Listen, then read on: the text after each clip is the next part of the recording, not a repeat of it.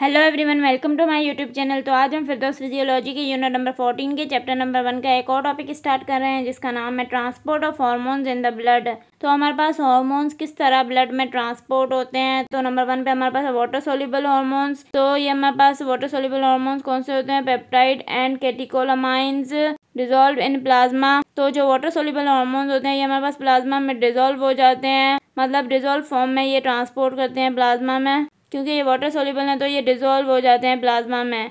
Number 2 पे हमारे पास steroid and thyroid hormones circulate in blood mainly bound to plasma proteins. तो ये हमारे पास किस तरह ट्रांसपोर्ट करते हैं ब्लड में? तो ये हमारे पास ब्लड में सर्कुलेट करते हैं, मेनली प्लाज्मा प्रोटीन के साथ ये बाउंड करते हैं, फिर ये ब्लड में सर्कुलेट करते हैं, ये डिजोल्व नहीं होते प्लाज्मा में। इसके बाद हमारे पास ये एक टेबल है जिसमें हमारे पास डिफरेंस दिया हुआ है between two major classes of hormones. मतलब एक हमारे पास है लिपिड सोल्यूबल हार्मोन्स और एक हमारे पास है वाटर सोल्यूबल हार्मोन्स।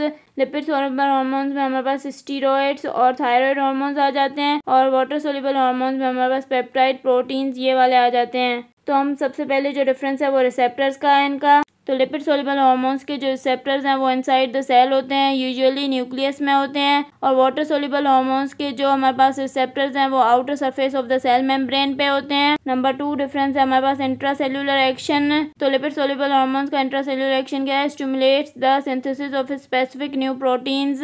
तो ये क्या करते हैं? सेल के अंदर जाके हमारे पास स्पेसिफिक प्रोटीन्स की सिंथेसिस को स्टिमुलेट करते हैं। और वाटर सोल्यूबल हार्मोन्स का इंट्रासेल्युलर फंक्शन क्या है? हमारे पास production of second messengers, example cyclic AMP. तो ये हार्मोन्स हमारे पास सेल के अंदर नहीं जाते क्योंकि इनके रिसेप्टर्स हमारे पास outer surface of the cell membrane पे होते हैं। तो ये क्या करते हैं? जब भी ये हार्मोन रिसेप्टर पे लगते हैं तो क्या होता है कि हमारे पास एक सेकंड मैसेंजर प्रोड्यूस होता है, जैसे कि हमारे पास साइक्लिक एएमपी है। फिर वो सेकंड मैसेंजर आके जाके हमारे पास सिग्नलिंग करता है, मतलब ये जो अपना इंट्रासेल्युलर एक्शन है वो सेकंड मैसेंजर के थ्रू करते हैं। Insulin does not utilise cyclic AMP, instead activates membrane bound tyrosine kinase. Insulin जो है वो हमारे पास साइक्लिक एएमपी को यूटिलाइज नहीं करती, लेकिन ये क्या करती है कि हमारे पास इसका जो रिसेप्टर होता है वो सेल के मेम्ब्रेन के ऊपर होता है, और उस रिसेप्टर के साथ हमारे पास एक एंजाइम बाउंड होता है जिसका नाम है टायरोसिन काइनेज। तो जब ये हमारे पास उस रिसेप्टर पे लगती है तो जो हमारे पास टायरोसिन काइनेज है वो एक्टिवेट हो जाता है। तो इंसुलिन अपना काम इस तरह करती है। Second messengers modify action of intracellular protein enzymes.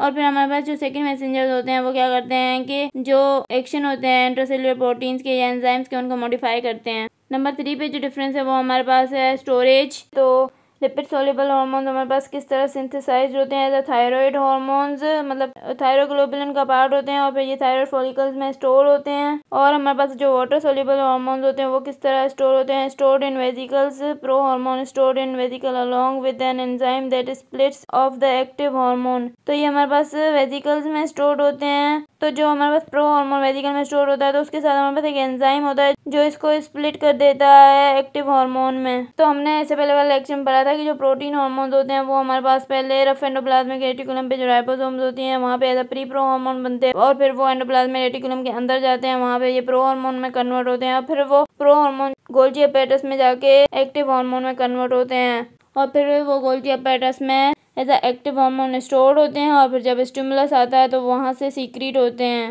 Number 4 पे जो डिफरेंस है वो है प्लाज्मा ट्रांसपोर्ट। तो प्लाज्मा में किस तरह ये दोनों ट्रांसपोर्ट होते हैं? तो लिपिड सोल्यूबल हार्मोन्स जो है वो हमारे पास attach to proteins that serve as a carriers exception adrenal androgens. तो लिपिड सोल्यूबल हार्मोन जो है वो प्रोटीन्स के साथ अटैच्ड होते हैं, मतलब वो प्रोटीन्स सर्व करते हैं एज अ कैरियर, मतलब ये प्रोटीन्स के साथ ही ट्रेवल करते हैं प्लाज्मा में। एक्सेप्शन है एक हमारे पास एड्रिनल एंड्रोजन्स, ये हमारे पास प्रोटीन के साथ अटैच नहीं होते।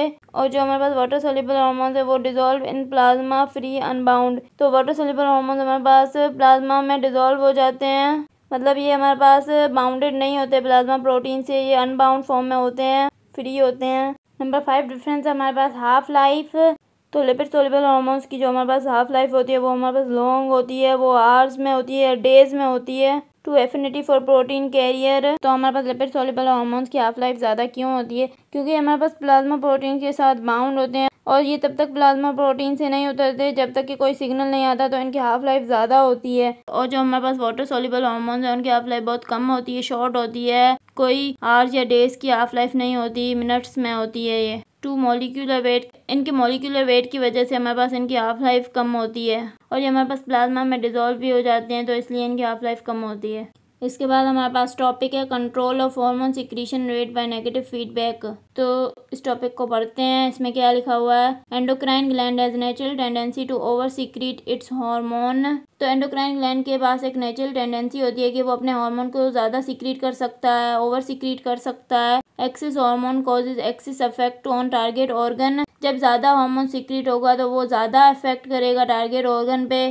Target organ performs its function more and more. फिर क्या होगा कि ज़्यादा हार्मोन सीक्रेट हुआ तो ज़्यादा टारगेट ऑर्गन पे वो जाके अफेक्ट करेगा, तो फिर क्या होगा, टारगेट ऑर्गन जो है वो ज़्यादा से ज़्यादा अपना फंक्शन परफॉर्म करेगा। Some factor about functions feeds back goes back to endocrine gland. और फिर जो हमारे पास टारगेट ऑर्गन फंक्शंस परफॉर्म कर रहा है और फिर हमारे पास उन फंक्शन से कुछ फैक्टर्स जो हैं वो एंडोक्राइन ग्लैंड के पास जाएंगे, मतलब फीडबैक करेंगे, causes negative effect on endocrine gland. और जब वो हमारे पास फैक्टर्स जाएंगे एंडोक्राइन ग्लैंड पे, मतलब वो फैक्टर्स जो हैं वो नेगेटिव इफेक्ट प्रोड्यूस करेंगे एंडोक्राइन ग्लैंड पे। उसके बाद क्या होगा, डिक्रीज सिक्रीशन ऑफ हार्मोन। उसके बाद क्या होगा, हमारे पास एंडोक्राइन ग्लैंड की जो सिक्रीशन है वो कम हो जाएगी, क्योंकि जब हमारे पास एंडोक्राइन ग्लैंड ज़्यादा हार्मोन सिक्रीट कर रहा था तो टारगेट ऑर्गन को ज़्यादा फंक्शन परफॉर्म करने पड़े। और फिर हमारे पास उन फंक्शन से कुछ फैक्टर्स जो हैं वो एंडोक्राइन ग्लैंड्स को सिग्नल देते हैं, मतलब नेगेटिव इफेक्ट डालते हैं एंडोक्राइन ग्लैंड पे। तो फिर क्या होता है कि एंडोक्राइन ग्लैंड जो है वो अपनी सिक्रीशन कम कर देता है। इस तरह हमारे पास जब एक्सेस हार्मोन सिक्रीट होता है एंडोक्राइन ग्लैंड से तो बैकवर्ड सिग्नल्स जाते हैं और फिर उस हार्मोन की सिक्रीशन कम हो जाती है एंडोक्राइन ग्लैंड से। तो इस तरह हमारे पास हार्मोन की सिक्रीशन कंट्रोल होती है नेगेटिव फीडबैक से। अगर आपको मेरा लेक्चर पसंद आया तो प्लीज़ मेरे चैनल को सब्सक्राइब करें, लाइक करें और बेल आइकन को प्रेस करें। Thank you.